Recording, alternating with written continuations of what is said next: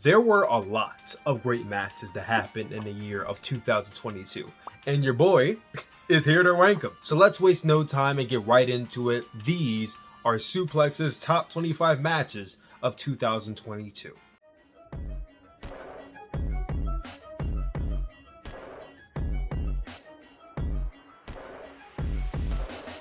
One of the greatest stories told of the year was MJF versus CM Punk. And despite CM Punk's possible exit from AEW, I believe it is worth a mention that he is responsible for one of the best slow beat in-ring psychology based matches of the past 365 days. His dog collar match is one of them. MJF is a masterful young heel, and CM Punk's veteran babyface instincts only enhance everything that unfolded. It's so easy to see stipulations like being chained to your opponent by a long leash as restricting. However, if there is one thing these two mastered, is making the moments of desperation and despair count. But it is within the outside story that this true in-ring tale blossomed. This is an art in the form of war, a war that closes one book and opens another.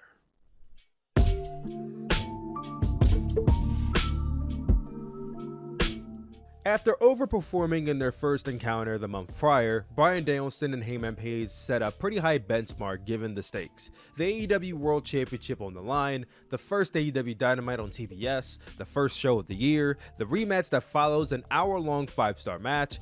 It would be a hard goal to achieve, and while personally I prefer their Winter is Coming match, this match carries its own weight and then some, in being one of the best the year has to offer. This bout is straightforward in its approach, and it is between two men not only fighting for a title, but fighting to prove who is the best.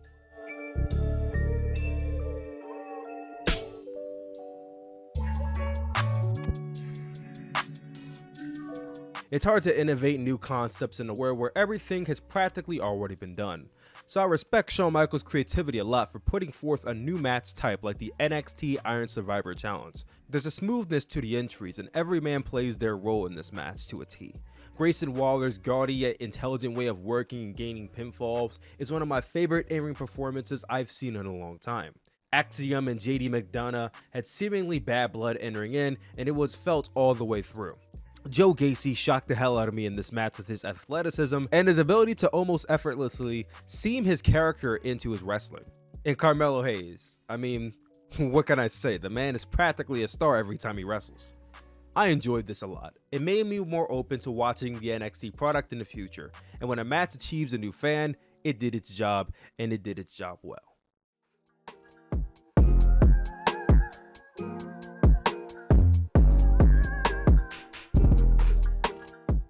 Heel versus heel matches are always a spectacle to watch. Trying to capture the essence of two equally detestable men struggling for power is quite fascinating, because you'll always find yourself inevitably cheering for the lesser evil. And the only way to detect who is the lesser evil on a match like this is through in-ring psychology and storytelling. Who is struggling the most? Who is doing the most dastardly of deeds? How do we see this match going? It's one of the many questions we're forced to ask ourselves in bouts like these. On top of that, pinning Will Ospreay and Zack Sabre Jr. against each other almost always guarantees greatness. The dichotomy of the two is always displayed in Ospreay's incredibly rounded versatility in aerialism and power game, while Zack Sabre Jr. is more grounded and well renowned for his exceptional technical prowess and submission mastery. You would think them being polar opposites may clash in the worst of ways, but it somehow breeds excellence every time. This was no exception.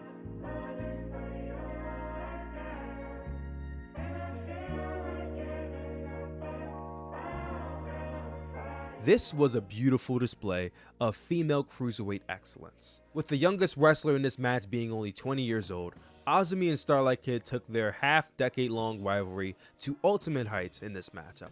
From every kick, every flip, every submission, every battle cry scream, this match left me on the edge of my seat and demanded my attention, and will command the same from anyone who watches it. If you have never seen young, hungry, motivated, high-speed Joshi wrestlers, this match is for you.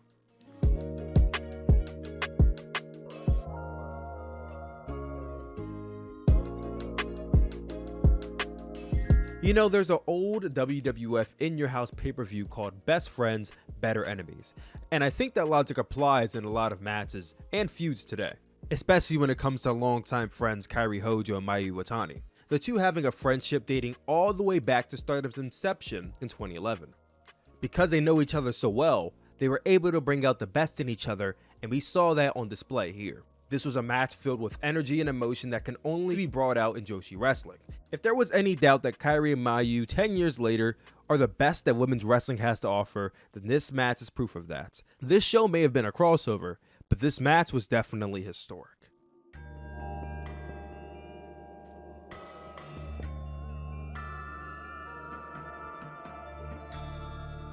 This match is the personification of the past haunting the present. Will Ospreay, starting off his career as a boisterous aerialist aspiring for performing at a higher level, 5 years into the future, and now Will Ospreay is world renowned for not only evolving his acrobatic abilities, but combining them with his new elements of wrestling styles he learned while traveling overseas and wrestling with the greats. And then there's Nick Wayne, a 17-year-old aerialist aspiring to perform at higher levels of art. For Ospreay, it's looking into the past. For Wayne, it's potentially gazing into the future. Throughout this match, you get to see magic unfold, as Ospreay not only teaches young Wayne a lesson, but tries to keep up with Wayne, who moves at speeds that many men can't keep up with. It's teacher versus student, done right.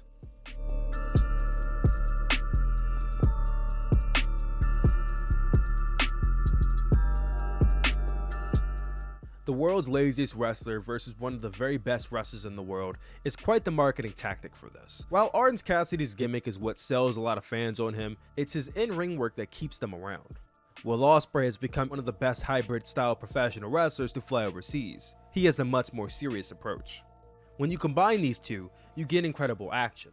This match took you through a well-produced roller coaster ride, one that I got to see live and in person with my nephew. It was the match he was most excited for throughout the night, and he's a pretty hard-to-impress kid. That's how I know this match was everything and more.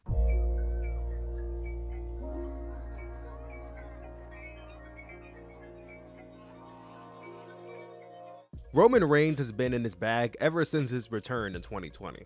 While not untouchable, you'd be hard-pressed to find opponents for the Tribal Chief that fans can buy might have a chance. Enter his former tag team partner and Shield stablemate, one of his kryptonites, Seth Rollins. The only man that could bring out the true vulnerability in the Tribal Chief.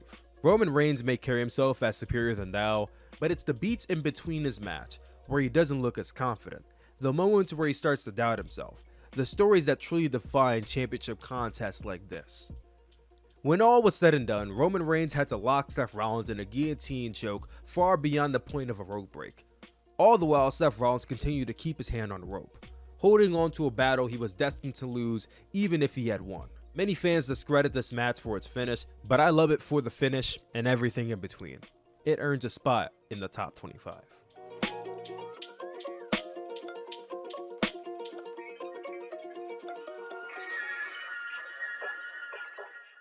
A match that has gone far too overlooked this year. While the finish is something that spoils the match in the eyes of many, I am able to glance at the questionable booking decision and study the performance as a whole.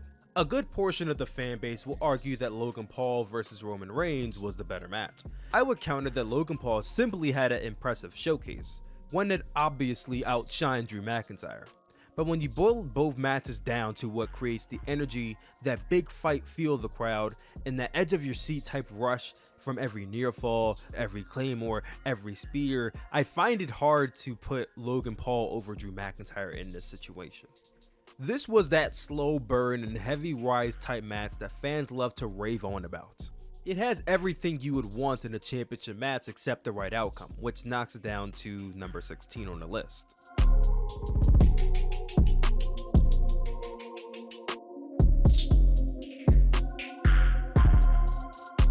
Cody Rhodes is an absolute madman.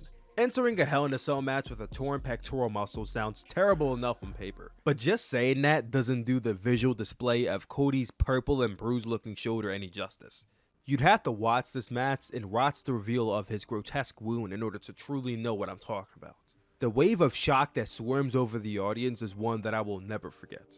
Hell was brought to him in the form of Seth Rollins beating him with a belt, ramming multiple objects into the wound, and being forced to use that shoulder to execute moves. It was an excruciating watch. But it is a spectacle that should be studied, a story that should be told for years to come. The story of what a man will go through not only to prove a point, but to get the job done.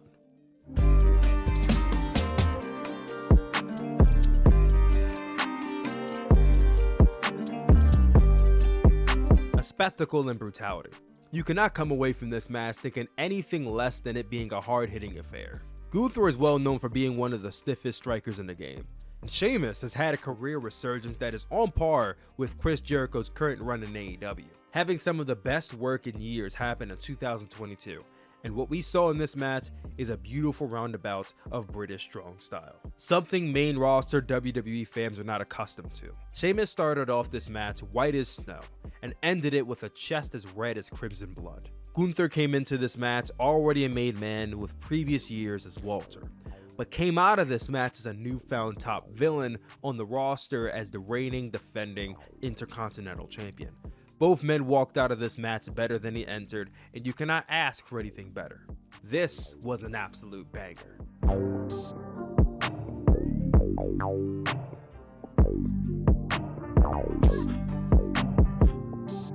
The term star is such an overused word to describe someone with mass potential in not just professional wrestling, but in media of any form. It gets to a point where the word loses its true meaning over time, and people start to throw it around to describe flash in the pan one-hit wonders. But if there is one match where I can truly put my repugnance for the term aside, I would say it would be for the star-making performance of Wheeler Yuta. Wheeler Yuta showed so much heart and perseverance in his showing that he woke up an often dead AEW Rampage crowd and had everyone in the arena chanting his name by the end. Even in defeat, Yuta's efforts were not lost, and he rounded out his nights earning a spot in one of the toughest factions in AEW history, the Blackpool Combat Club. Not bad for a Philly kid, right?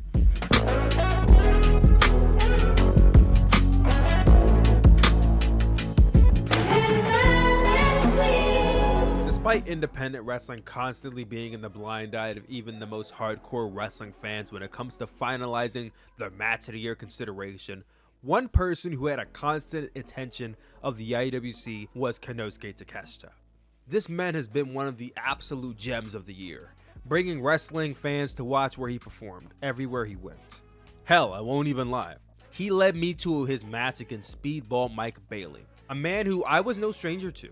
Mike Bailey is bar none one of the best hybrid wrestlers in the world, combining his pristine high flying with mastered taekwondo and topped off with his keen submissions and mat wrestling style.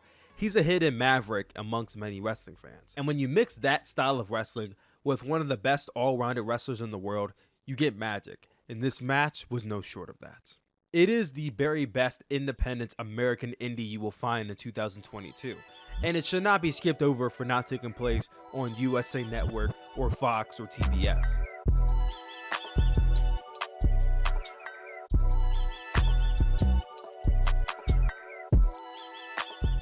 When we talk about what is the best series of matches in wrestling, a lot of matches come to mind. Kazuchika Okada versus Hiroshi Tanahashi, FTR versus the Briscoes, Shawn Michaels versus The Undertaker, so on and so forth. But not often do you hear women's matches discussed. Shiori Kondo versus Utami Hayashishita should be in conversation for one of the best match series in wrestling history. This being the fourth match in their series and being one of the best of the four should be an testament to that. The amount of stamina that both Shiori Kondo and Utami Hayashishita embody is unforeseen. The way they're able to pace their matches every single time with sheer excellence while incorporating a new element to make their newest battle stand out from the last is really incredible. Both women are masters at selling and conveying anger, angst, and sadness. The chemistry they have is untouched, and the match they had at Stardom Gold Rush 2022 should be in your consideration for match of the year. I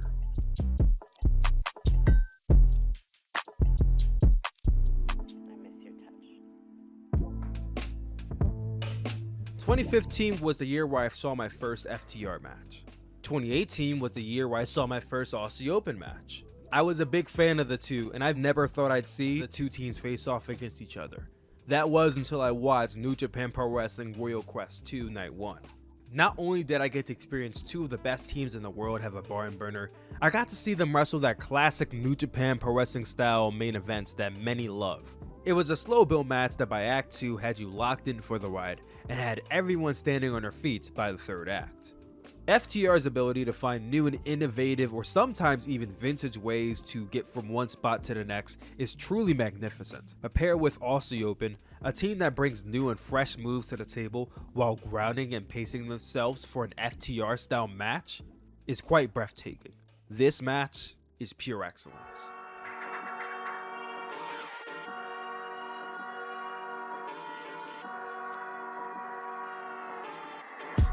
Chaotic, utter mayhem, and all-out brawl.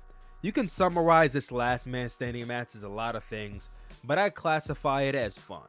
From the very start of Brock Lesnar coming out in a tractor trailer with his cowboy hat on, to the opening counts of Brock and Roman exchanging finishers, to the tables and chairs broken, to the Brock flipping the ring on its axis with Roman Reigns spilling out of it, to Roman Reigns and the Usos stockpiling everything in sight on Brock Lesnar to keep him down for the 10 count.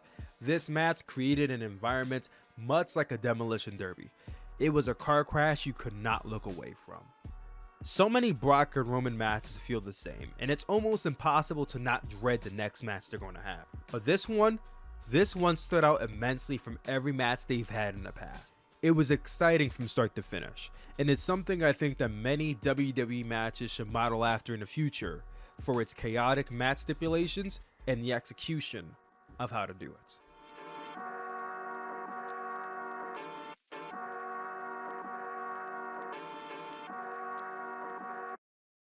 One of the final remaining dream matchups in New Japan Pro Wrestling finally came to fruition this year.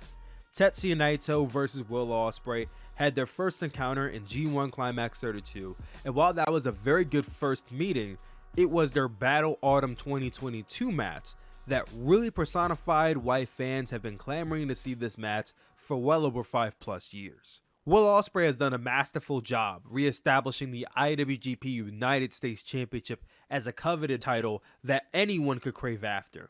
And matches like these, where Tetsuya Naito gets to showcase his true heights as one of the most profound babyfaces in the world, only echoes the verbiage.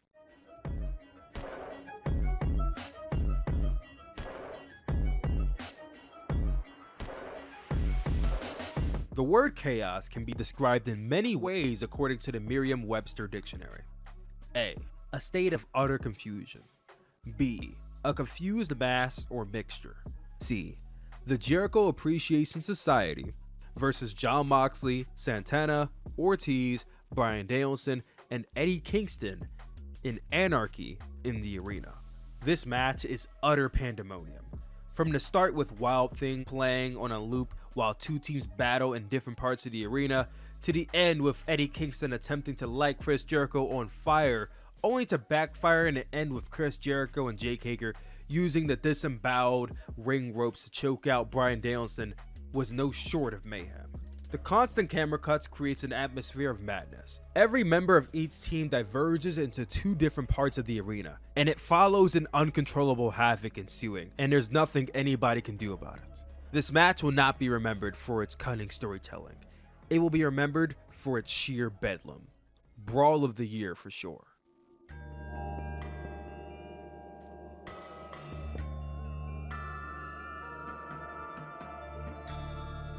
The epitome of tag team wrestling can be personified by three feuds this decade. The Young Bucks versus the Lucha Brothers, the Usos versus the New Day, and FTR versus the Briscoes. Each tag team match the two collided in this year had something to offer that the previous match may not have had. All three battles were great, but the first one I believe was the best of the trio. The first meeting shows you what it means to be a team, and what the two men were willing to do in order to prove they were the best in the world. I was there live in attendance for the first match, and I could speak for everyone in the arena when I say this gargantuan feud has proven, if nothing else, that tag team wrestling is not only here to stay, but better than it's ever been.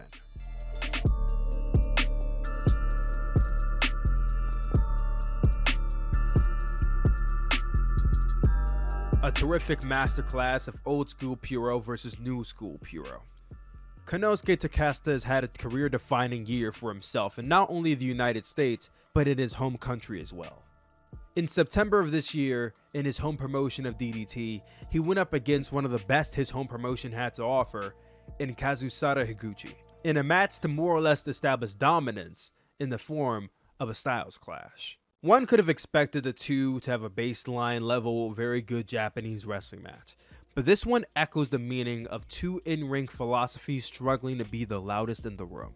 And if their philosophies aren't loud enough, then the cracking sound of Higuchi's skull being pulled into the steel ring post by Takeshita will certainly echo that.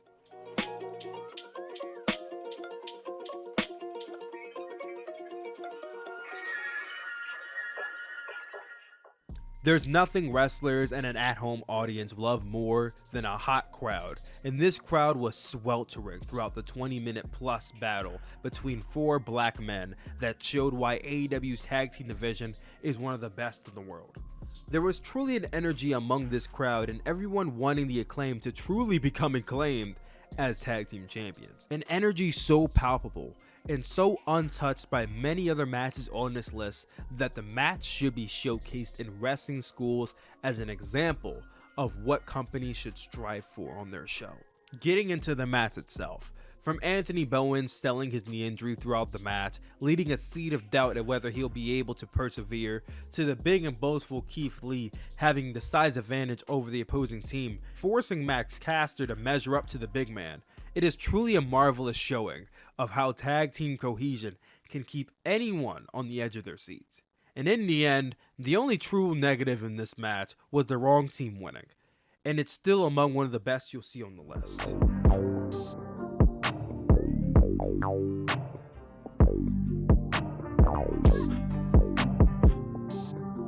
From the most heavily scrutinized match of 2021 to the highest praised match of 2022, the long-standing feud of Becky Lynch and Bianca Belair is the embodiment of the phrase, "good things come to those who wait." They call back to the hated finish of their SummerSlam match with Becky Lynch hitting the manhandle slam to start off the WrestleMania match, striking fear and trauma into the fans in the arena and the people watching at home. And when Bianca kicked out, that's when I knew they had us in store for an emotional roller coaster ride. The near 20 minutes that proceeded is some of wrestling's finest. Bianca Belair is such a prodigy. She has everything you want in a wrestler. Meanwhile, Becky Lynch brings years of knowledge in both storytelling and portraying the overbearing villain that you desperately want to see get their ass kicked. It feeds off the fans' need to see Bianca Belair get her comeuppance from last year and rewards you for believing in the process.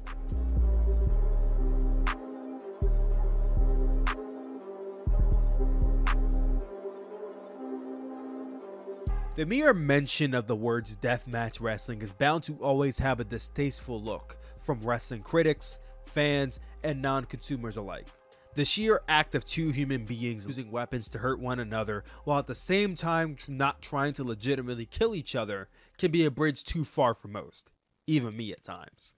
However, if there is one thing that is always universally agreed upon, art is subjective. And the detailing of Jun Kasai and El Desperado wearing white pants to paint their blank canvases with their own blood is a spectacle to see.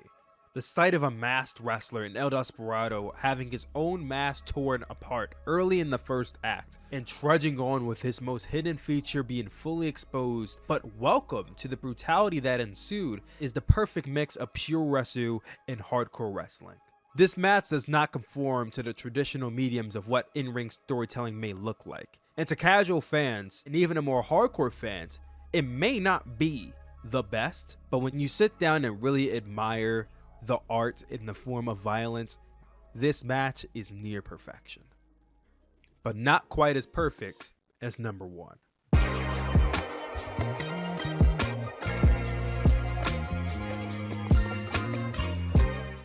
It's hard to imagine two of the best wrestlers in the world not having the greatest match of the year.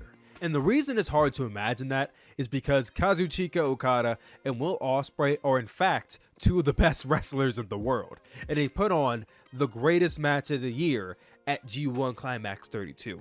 When it comes to New Japan Pro Wrestling main events featuring Kazuchika Okada, one should always be in store for a marathon, not a race. And that can be both positive and negative at times. Okada matches can drag in the opening act, but one thing Will Ospreay is sure to do is to take Okada out of his element. And I knew once I saw Okada not do his obligatory chest slap at the beginning of his matches, but instead elbow Ospreay to establish dominance early on, I knew this match was going to hit.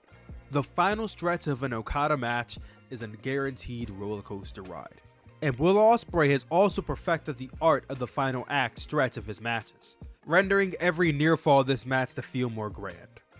Will Ospreay attempting to win the match by hitting Okada with the finishing move of previous New Japan stars who have beaten Okada in the G1 climax was a fantastic touch. It was a methodical fight for control that had a dramatic conclusion.